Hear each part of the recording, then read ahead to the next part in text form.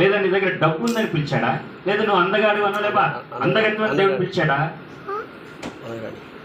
ఈ లోకంలో ఉన్న జ్ఞానులు సిగ్గుపరచడానికట మనల్ని వెర్రి వారిని దేవుడు ఏర్పరచుకున్నాడు. దేవునికి స్తోత్రం కలుగునుగా, దేవునికి స్తోత్రం కలుగునుగా. మామూలుగా అయితే కింద మీతో నిలబడి మీతో మాట్లాడి నాకు సిగ్గు, పిడియం, భయం.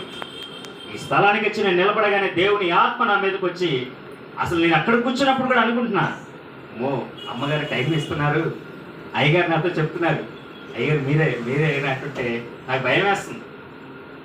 హల్లెలూయా. కానీ దేవుని ఆత్మ ఈ స్థలంలో ఉంది. దేవునికి స్తోత్రం కలుగునుగా. ఆయనే మనల్ని ఏర్పరచుకున్నాడు. ఈ ఏర్పాటు చేసిన దినంలో ఆయన ఉన్నాడు గనక మనమందరము కూడా సంతోషించి ఆయన ఎందుకు ఉత్సహిస్తున్నాం. దేవునికి స్తోత్రం కలుగునుగా. నిజమైన ప్రేమ దేవుని బిడ్డలు, నిజంగా ఈ పరీక్షలు దేవుడు గనక ఏర్పాటు చేయకపోతే, దేవుడే గనక వీరిని పిలిచి గనక సేవకు అప్పగించకపోతే మనుషులు ఇదో తెలుసా ప్రేమ దేవుని బిడ్డలారా?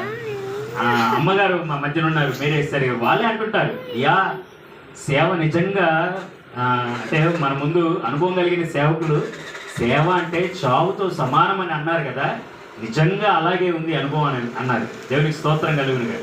ప్రియమైన దేవుని బిడ్డలారా, మహిమరాజు గారు అలాగే అక్కడ క్లినిక్ నడిపిస్తూ, అమ్మగారు చిన్న వాళ్ళు ఉద్యోగానికి వెళ్తూ బిడ్డల్ని పోషించుకుంటూ, వాళ్ళకి ఇంకా భారం ఏంటండి, చక్కగా వాళ్ళు బతకడానికి అన్నీ ఉన్నాయి.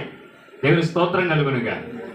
అయినప్పటికీ దేవుడు వాళ్ళని పిలిచిన పిలుపుని చూసి, దేవుడు మనల్ని గొప్ప వాళ్ళని పిలవలేదు, అలా మాకంటే గనులు పిలవలేదు, మాకంటే జ్ఞానవంతులు పిలవలేదు, మమ్మల్ని పిలిచాడు గనక నశించిపోతున్న